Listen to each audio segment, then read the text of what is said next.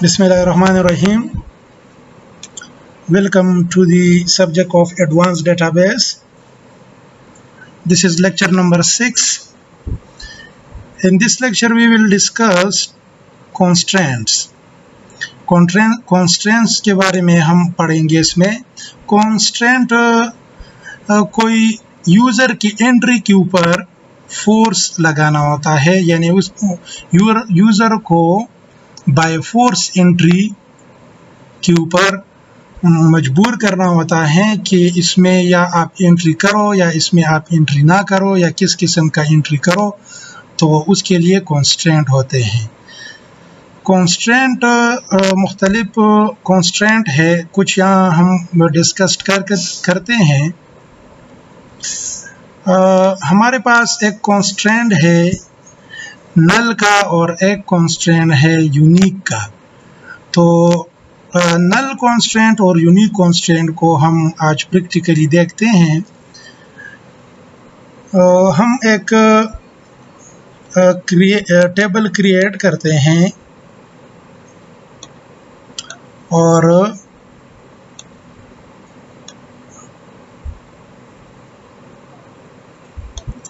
My DB database में मैं एक टेबल क्रिएट करता हूँ.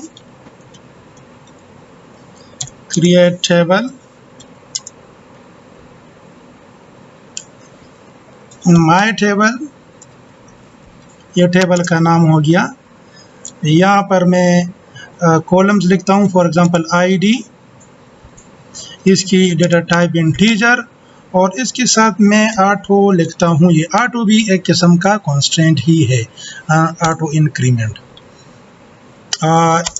मतलब यूज़र ये इंक्रीमेंट नहीं करेगा, सिस्टम ही उसके लिए इंक्रीमेंट करेगा. फिर उसके बाद मैं एक दूसरा कॉलम लिखता हूँ नेम, और उसमें मैं लिखता हूँ वारचार, और इसके ऊपर मैं इसकी साइज़ लगा लेता हूँ, और इस पे मैं कॉन्स्ट्रेंट लगा लेता हूँ यूनिक. इसके साथ मैं लिखता हूँ यूनिक. क्यों यूनिक? और उसके बाद मैं इस टेबल को क्लोज कर लेता हूँ. इस टेबल में ये जो आईडी है ये खुद बहुत एंट्रीज की होगी, क्योंकि ऑटो इंक्रीमेंट मैंने लगाया है. और नेम में एंटर करूँगा. अगर मैं एंटर ना करूँ नेम, तो ये मुझे एरर देगा. इसको के साथ में एक और भी कॉलम लिखता हूँ, एट्रीब्यूट फादर नेम, और फादर नेम बी में वारचार ही रख लेता हूँ, और उसका साइज़ भी फॉर एग्जांपल मैं 20 ही रख लेता हूँ, ताकि पता चले फिर एंट्री के दौरान. तो यहाँ पर मैं इसको एग्जीक्यूट करता हूँ. कुछ नाम वारचार टू यूनिक नेम वारचार,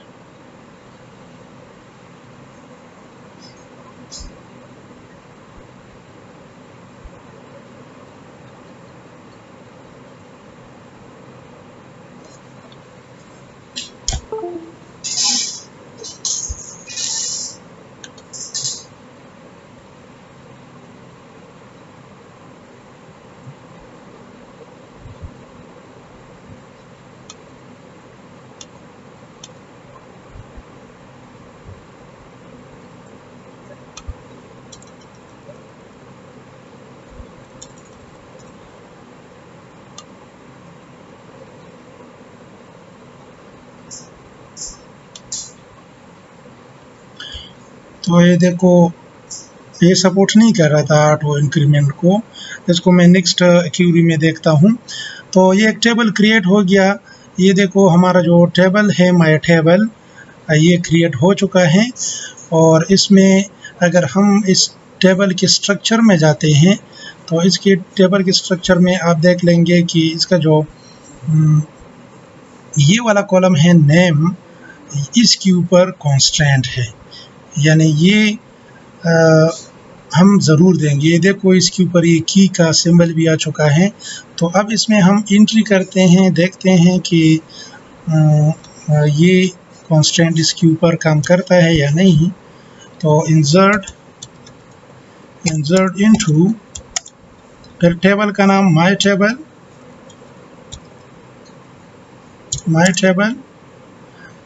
इधर मैं तीनों कॉलम्स जो है वो आइडेंटिफाई करूँगा, जिस तरह एक आईडी है, दूसरा नेम है और तीसरा फादर नेम है। और इधर मैं वैल्यूज़ लिखता हूँ, और वैल्यूज़ में एंटर कर लेता हूँ। पहले के लिए एक इंटीजर 1, दूसरे के लिए मैं एक वैल्यू फ़िलहाल इस क्यूरी में लिखता हूँ कि असलम, और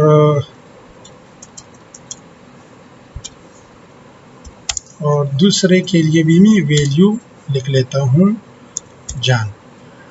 इस क्यूरी को यहाँ पर फिनिश कर देते हैं। इस क्यूरी को एग्जीक्यूट करते हैं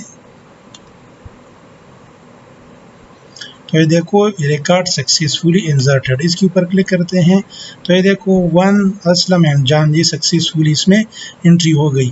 अब हम इसी में एक और रिकॉर्ड इंसर्ट करने की कोशिश करते हैं, लेकिन असलम की वैल्यू को हम बाईपास करते हैं, नहीं लिखते। और अब देखते हैं कि ये हमसे ये वैल्यू लेता है या नहीं। देखो ये कह रहा है कि insert into my table ID values John, column count does not match value count at row 1। तो इसमें ये वैल्यू इंसर्ट नहीं होगा क्योंकि इसके ऊपर कंस्ट्रेंट लगा है।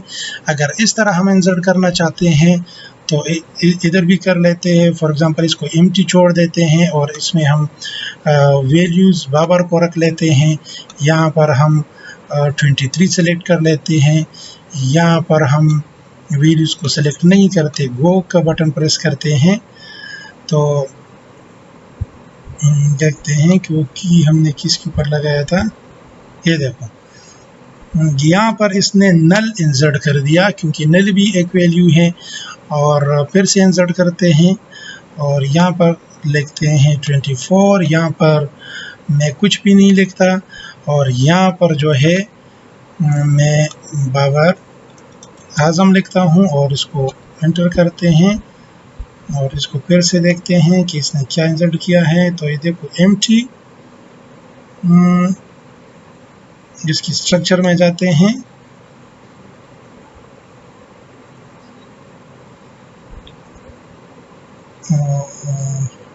नेम के ऊपर ट्री है,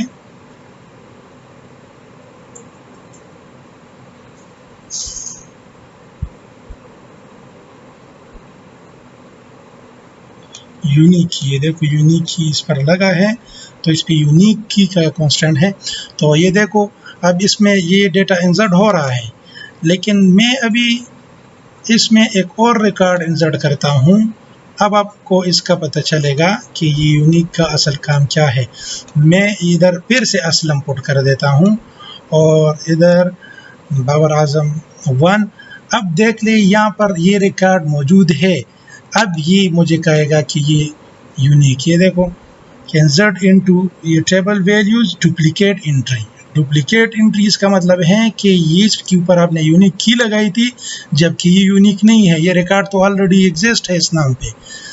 अगर आप ब्राउज करते हैं तो ये देखो ऑलरेडी यहाँ पर नाम एग्जिस्ट है। देखो इस रिकॉर्ड में नेम असलम यहाँ पर मौजूद है, तो ये डुप्लीकेट इंसर्ट नहीं करेगा। अगर हम अब इसके लिए SQL की क्यूरी लगाते हैं और इधर असलम को और इधर असलम को फिर से वो करते हैं, खान लिख लेते हैं, ये असलम को फिर से इंसर्ट करते हैं और इधर 1 ही पुट करते हैं। तो अब देखते हैं तो ये देखो इसने फिर कहा कि डुप्लीकेट एंट्री असलम फॉर की नेम। तो इस पे की लगी है, कांस्टेंट लगा है, इसको यूनिक की कांस्टेंट कहते हैं।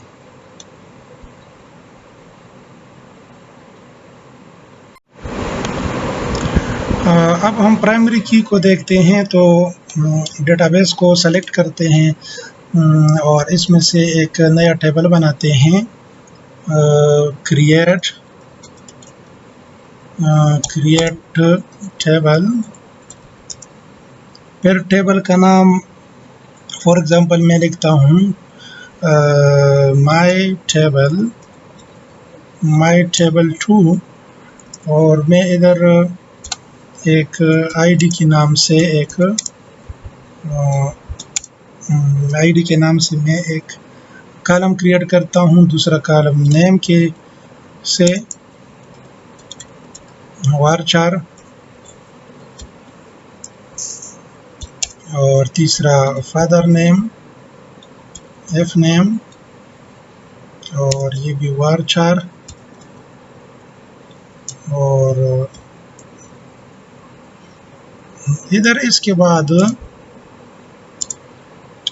मैं प्राइमरी की इस पे लगी। ये प्राइमरी की भी एक कॉन्स्टेंट ही की तरह होता है। तो इधर मैं एक प्राइमरी की लगा लेता हूँ, प्राइमरी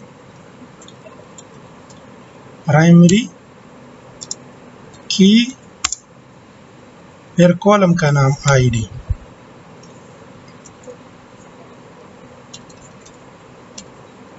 और इसको मैं ब्रैकेट में क्लोज कर लेता हूँ और अब इसको रन करते हैं।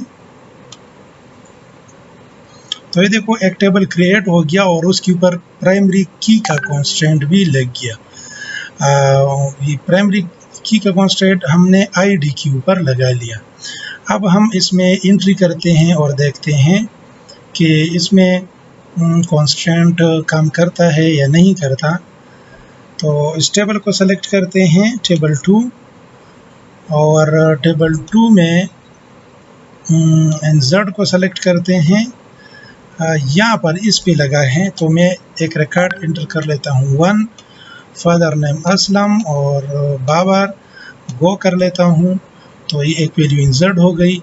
दूसरी वैल्यू इंसर्ट कर देता हूँ और फॉर एग्जांपल मैं अब की बार 1 फिर से प्रिंट कर लेता हूँ, इसके ऊपर प्राइमरी की है और इधर मैं लिख लेता हूँ शाकिर और फादर नेम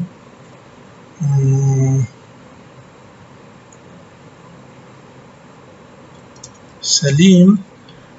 अब इस पे के ऊपर प्राइमरी की है और ये रिकॉर्ड एक बार हमने इंसर्ट किया है 1, फिर से अब इंसर्ट करने की कोशिश करते हैं तो देख दो ये क्या कह रहा है, डुप्लीकेट एंट्री 1 फॉर की प्राइमरी। तो ये भी कांस्टेंट है, दोबारा मुझे वो आईडी 1 एंटर होने नहीं दे रहा। तो इस कांस्टेंट को कहते हैं प्राइमरी की कांस्टेंट।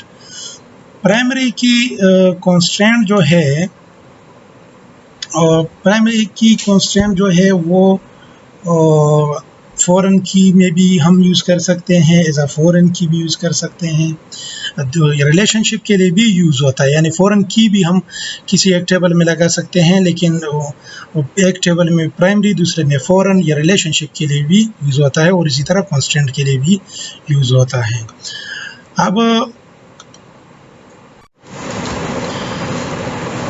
अब हम डेटाबेस को हमने सेलेक्ट कर दिया और हमने एक नया टेबल क्रिएट कर लिया एम्प्लॉय के नाम से, एम्प्लॉय EMP, और पहला उसमें कॉलम हमने EMP आईडी इंटीजर रखा, दूसरा कॉलम जो है वो हमने नेम varchar ये दूसरा कॉलम हो गया, ये तीसरा कॉलम सब्जेक्ट, ये यूनिक भी इसके ऊपर हमने लगा लिया। फिर प्राइमरी की भी हमने लगा ली इस पहले वाले इस टेबल के ऊपर हमने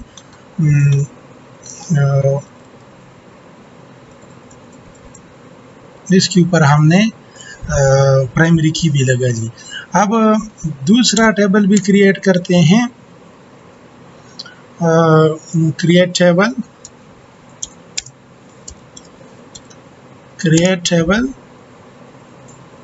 EMP2 दूसरा टेबल, और इस टेबल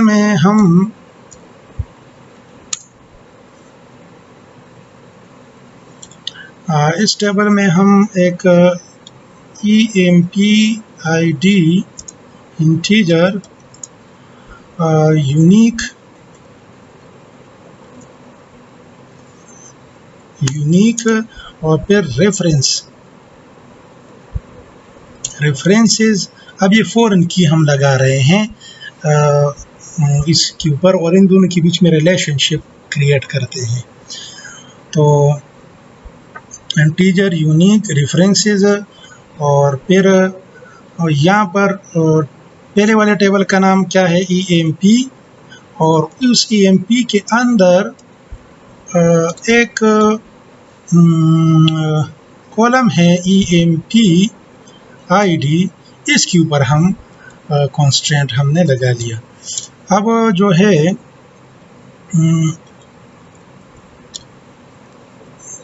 और टैब वैसे ही इसके साथ लिख लेते हैं varchar 20 इसके लगा लेते हैं। अगर कोई वैल्यू एंटर ना करे तो इसमें नल जाए, और कॉमा दूसरा भी हम क्रिएट कर लेते हैं, फॉर एग्जांपल सब्जेक्ट, और इसको भी varchar ही कर लेते हैं, varchar, और इधर लिख लेते हैं कि 40 साइज, और यहाँ पर इसको हम इन कर लेते हैं 3 इसमें हमने लगा लिए, और इसमें ये एक कॉलम है, इसमें इसके ऊपर प्राइमरी की भी लगाई है। दूसरा टेबल हमने क्रिएट किया और उसमें हमने इस कॉलम को, यानी यहाँ पर एक कॉलम क्रिएट किया और फिर उसके ऊपर हमने फॉरेन की लगा ली, और यहाँ पर जो है हमने उस कॉलम का, ये टेबल का नाम है पहले वाले टेबल का, ये उसका कॉलम है जिसके ऊपर हम फॉरेन की के साथ जोड़ना चाहते हैं। तो इसको गो करते हैं और ये देखो ये रिज़ल्ट आ गया है। ये इसके ऊपर फॉरेन की लग चुकी है। ये आप देख सकते हैं, ये EMP का टेबल क्रिएट हुआ है। इसकी स्ट्रक्चर में जाओ और देख लो, ये देखो इसके ऊपर प्राइमरी की है, और EMP2 में जाओ तो इसमें की स्ट्रक्चर में जाओ, फिर स्ट्रक्चर में देखो इसके ऊपर ये देखो फॉरेन की लग चुकी है। तो ये इस तरह, अब अगर इसमें बहुत सारे कॉन्स्टेंट होते हैं, फॉर एग्जांपल अब हम ये EMP जो है इसके स्ट्रक्चर में जाते हैं और ये जो EMP ID है जिसकी जो कि दूसरे के साथ रिलेशनशिप में है, इसको हम ड्रॉप करते हैं। तो do you really want to execute alert table, okay, drop column. चूँकि इसमें हमने कांस्टेंट और नहीं लगाए थे, इसको हम ड्रॉप कर सकते हैं। वैसे अगर हम इनका रिलेशनशिप देखें, अभी तो हमने डिलीट कर दिया, तो ये रिलेशनशिप यहाँ पर शो करता। तो ये देखो सब्जेक्ट के ऊपर जो है ये दूसरा वो है फॉरेन की और प्राइमरी की का, जिसमें देखते हैं इसके स्ट्रक्चर में, तो ये फॉरेन की है इसमें लगाया है, और दूसरे में वो प्राइमरी की जो है वो हमने नहीं लगाया। ये डेट और डिलीट के ऊपर हमने कोई वो नहीं लगाया था, चेक यूनिक और डिलीट का ऑप्शन नहीं लगाया था, इसलिए वो डिलीट हो गया। वैसे ही इसका रिलेशन बन चुका था।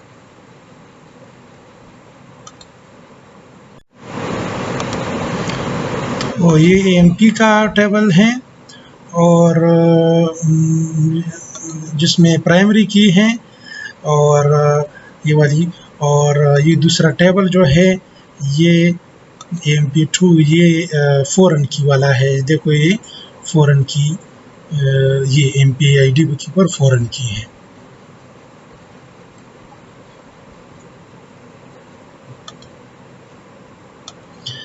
अच्छा, इसके अलावा एक और टेम्पररी टेबल्स के बारे में पढ़ते हैं थोड़ा सा। टेम्पररी टेबल्स ऐसे टेबल्स होते हैं जो सिस्टम यूज़ करता है, और सिस्टम ज़्यादातर यूज़ करता है इसको सेशन, यूज़र के सेशन को स्टोर करने के लिए टेम्पररी बेसिस पे। और जैसे ही यूज़र लॉग आउट हो जाता है तो इसमें से जो डाटा यूज़र का आया होता है वो भी डिलीट हो जाता है। तो temporary table are store sessions data on temporary basis. For example, when user is log in, it keep user data. When user log out, it discard the data. इसको क्रिएट करना, इसको हम क्रिएट भी कर सकते हैं, लेकिन ये बिल्टन ज़्यादातर बिल्टन ही आते हैं ऐसे टेबल्स की स्कीमा में। अगर हम अब फॉर एग्जांपल एक टेबल क्रिएट करते हैं और उसमें से डेटा, लेकिन ये फिर डेटा जो है ये यूज़र सेशन से रिलेटेड डाटा स्टोर कर ऑटोमेटिकली स्टोर करता है बाय डिफ़ॉल्ट। जब आप इंस्टॉल कर लेते हैं CBRDBMS को तो ये टेबल्स वगैरह सारे बन जाते हैं। वैसे हम बना भी सकते हैं इस टेबल को। फॉर एग्जांपल मैं यहाँ पर SQL क्यूरी में जाता हूँ, डेटाबेस की SQL में जाता हूँ और मैं क्रिएट कर लेता हूँ, क्रिएट टेम्पररी टेबल, और फिर टेबल का नाम फॉर एग्जांपल माय टेबल 3, और उसमें मैं आईडी ले लेता हूँ, आईडी इंटीजर और नेम वारचार, और इसकी साइज़ को मैं 20 कर लेता हूँ और इसको हम इस तरह क्रिएट कर लेते हैं। तो ये देखो ये टेम्पररी टेबल क्रिएट हो गया। लेकिन ये टेम्पररी टेबल जो है, जिस तरह मैंने कहा कि ये हिडन होते हैं, ये दिखाई नहीं देते। आप ये देख सकते हैं कि ये इसमें नज़र नहीं आएगा। उसका नाम था टेबल 3, माय टेबल 3। तो ये देखो माय टेबल 3 इसमें कहीं नज़र नहीं आ रहा। ये शो कर रहा है कि इसमें 1 2 3 4 5 6 7 8 9 10 टेबल्स हैं, लेकिन उस टेम्पररी टेबल को इशू नहीं करेगा क्योंकि वो हिडन टेबल होता है और वो दिखाई नहीं देता। उसमें ऐसी यूज़र की सेशंस को वो करता है, स्टोर कर देता है।